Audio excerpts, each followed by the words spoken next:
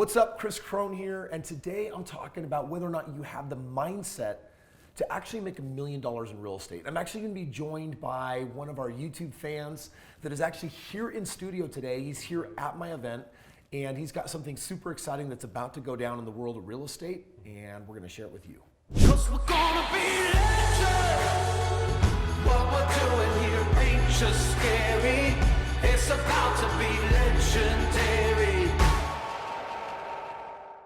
All right, Ryan, how you doing, buddy? Doing well. How about you? Listen, glad to have you. By the way, how's the event going? Amazing. Are you loving it? Oh yeah. What was your highlight? What was your favorite part of yesterday? The very last thing we did yesterday when we emotionally connected with people. Yeah. That was crazy. I've never done that ever, and it scared me to death. It was empowering. It was crazy empowering. You know, it's amazing that so often we think that real estate is a game of property and houses and numbers, and you've bought a deal yourself, and yet if you want to go from one house to 5 houses to many houses, at some point you have this realization that your net worth is directly correlated to your network. And a lot of us are super disconnected human beings. So at my events, one of the things that we do is we show you how to connect meaningfully, because the wealth that I've been able to expand in my life has been from learning how to really genuinely connect with people and authentically and really enjoy it. And we have these walls that we put up. But today we're talking about taking down your financial walls, because right now you've bought a triplex, you're in the process of selling it. And the proceeds from selling it, you're going to get how much money? About $330,000. So $330,000, and the question is, how do I turn that into $1 million? Right. Right? Right. I like the smile right there. He's excited. I'm excited. He's excited because you bought that first duplex a few years back. Right. And now selling it and having this money, it's like, all right, I now know that I've been able to take something small and turn it into something bigger. Weird story. I bought it from my family. Okay. And so I put $20 earnest money down. $20. And then that sounds like a Kris Krohn deal. Well, and then they gifted me 20% equity as a down payment. I love family. It cost me $20. You know what though? It's like, I love that. Good for you. So you walked into the house with some equity. Right. Good for your parents, just like giving you help out. Like for me, I don't believe in giving people handouts, but I love giving people a leg up. And what parent wouldn't do that for their kids? Right. It's beautiful. Yeah. So you're $20 in, but when you sell the triplex, you're getting $330,000. $330,000, and now it's really two questions. What do I do to make $1 million with that? And the second part of that is, how do I create the mindset to be able to stretch? Right.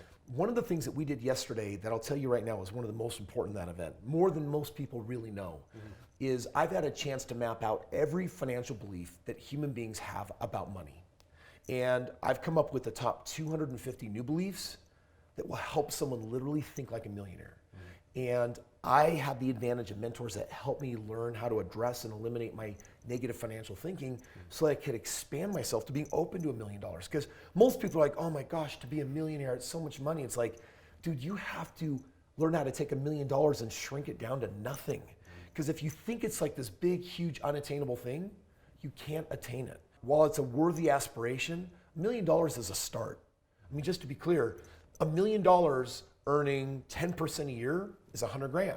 A lot of people would say, hey, you know, $8,000 a month, that'd be exciting. It's like, well, you know, then when you get married and you have kids and then you want to world travel and some of these things, it's like, well, 100,000 is kind of, you know, I'm living well, but if I want to live with more options and opportunities, I need to do better than that. So let's help you on your journey of making your first million. Perfect. Awesome. So first of all, $330,000 as my partner, that's enough money that if we're strategic, we can probably put that into 5 or 6 properties. Nice. Yep. Let's just call it 5 properties for simple numbers. Okay. Because when we buy a property, I'm going to take you into markets, Ryan, where if we go into Florida for my growth markets, we're about $50,000 a property. Right. And then if we go into the cash flow markets, we're more like $35,000 a property. Right. So on average, let's just call it $45,000. And then on the first property, I like to have a really good sleep well at night account. Pop $10,000 in the account just to have a sleep well at night fund and have peace of mind and know that, hey, if something goes wrong, it's covered and I don't have to write a check. $5,000 for each property after that. So let's just say that at the end of the day that's 5 properties and still leaves you a nice cushion in the bank. The goal is to find properties that are earning 25% or more ROI. And today at the event, I'm going to show you a bunch of those. If your triplex were already sold, we would actually be giving you a property today. Nice. The team's ready to actually make that happen really fast. So 5 properties, here's my goal. If we're doing 25% a year and it's compounding And then in 5 years, we want those 5 homes to be sold just like you're doing with your triplex Right. and turned into 10 homes. Right. We want 10 homes Going to 20. to become 20 homes. Yep. And then we Yep. want 20 to become what? 40. 40 and 40 to become 80. And the reality is this never stops. Your cash flow is always increasing. And there's a number of things you can do to accelerate, but here's what I can tell you. 5 homes turning into 10, 10 into 20, my guess is that easily inside of a decade, in 10 years, you're gonna easily achieve that millionaire status. Nice. And then it's about how do I now take that million to my second million and then my 5th million. The first million's the hardest. Once you got that down, you know, going from $1 million to 5 million, that's about the same difficulty. Going from where you're at to $1 million and then $1 million to 5, same difficulty. Going from, you know, 5 million on up just becomes easier and a function of time because you're now a brilliant investor and you've got good rules and standards and you're following everything. Does that make sense? Yeah, yeah. So let me share with you what it's going to take for you though, because you've had a home and I want to ask you some questions. Did you ever have some unexpected bills come up? Oh yeah. And when it did, how did it feel? Terrible. What was your worst experience owning a property, a triplex where you've got 3 different renters? Yeah. What was like your most challenging moment for you in the last 4 years? Well, so when I first bought it, the previous owner, my uncle, he didn't really take care of it. And so I came into it and 2 of the furnaces broke and the sewer line had to be replaced. So it's like, hey, here's 20% equity and it's gonna need some maintenance. Right. By the way, I've broken a sewer line. Did you have to actually dig it up and actually replace it? Yeah, and then we had to line it and everything. Several $1,000s, Yes. right? Yeah. In my situation, my sewer, it had a belly in it because a root grew under it, and it went out into the street. So I actually had to get a licensed and bonded contractor with the city to actually go into the road. And I remember it was like, oh. Yep. Now I made a lot of money, so it was okay, but at the time I didn't feel good.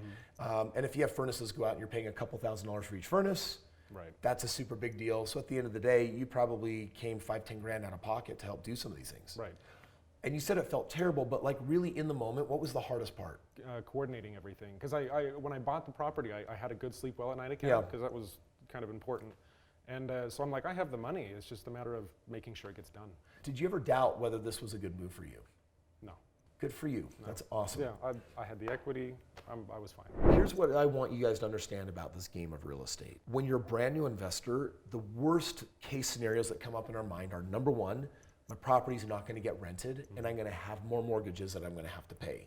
That's the number 1 fear I think people have of why they hesitate to actually buy a home is because if it's not rented, your home is your biggest expense. Right. So you buy a second home and it's unrented and it's like, oh, now I have my biggest expense times 2. And so that's scary. The second one is what happens if someone trashes the place? Yeah. If you have the right system for putting the right people in the home, even if you have good people, every 5 to 7 years you need new paint and carpet because just the property dilapidates. And the good news is we know this because we've done it so many thousands of times that we can actually set money aside in advance, have it build up. And so it's like when it hits, it's like, it doesn't matter. Right. In your situation, you had to bring money to the table, right? Yes. You know, every single time you write a check for an investment, it can really destroy or erode that peace of mind. So when we do this, we're going to buy these 5 homes. Right.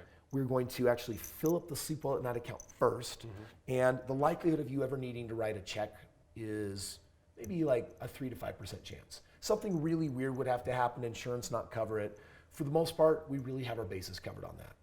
I like the fact that you actually have been in the game now for the last 4 years, and it's like you've had some of these things happen, and you're like, all right, I'm ready. I know how to tackle these things. Right.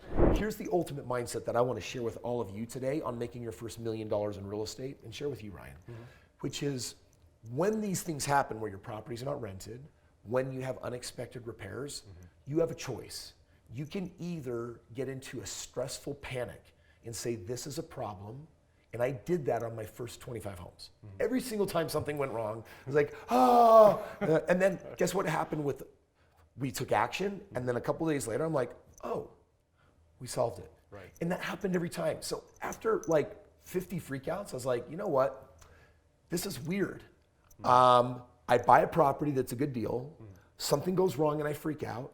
Then I make money, something goes wrong and I freak out, sell the property, make a lot of money. And I'm like, after I did that enough times, I'm like, why am I freaking out? The story is always ending really, really well. Spoiler alert, I'm gonna make a lot of money. So if that's true, then why am I choosing to hate on some parts of the experience? So I decided to let go of it. And now when something happens, you know what I say? Part of making a lot of money. Right. I just had one actually. I just had a heinous one happen on one of my partners that got under my skin. This was the first time losing it in years. We had a furnace and AC go out, and we just replaced it, and the tenants were moving in the next day, and it was stolen. The brand new units were stolen in between the new tenant moving in, and it was like, wait a second, am I gonna have to double pay for that? Can I ask for insurance to pay that? And it was like the first time in years that I was like, who am I gonna kill? Is it the property manager? Is it the insurance company? Like, why did this happen? And I couldn't believe it. It was like, oh, it happened to me. Something went down in real estate that's like, and I had to remind myself, this story ends well. Chill. So I was frustrated for about 30 seconds. But it's kind of fun because I'm like, that's how it used to be in the beginning. And that kind of mindset can destroy an investor because we never get to the good part if we allow the bumps to say, uh-oh, I'm done for. So right now you got your game plan. We're going to go out. We're going to buy 5 homes. My guess is your triplex under contract or listed yet? Yep. So when's it closing?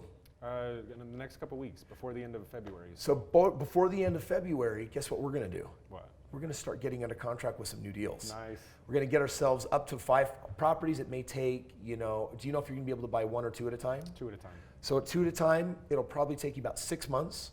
We'll get those first 5 properties. We'll get everything all set. And then we just keep that same good mindset that you've already started developing.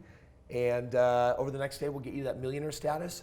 But I want to challenge you during this event to listen in on a number of the things I am going to share on how you can actually accelerate that $1 million status. So if you're like, well, my money can grow into $1 million in that period of time, but could I do it in half the time?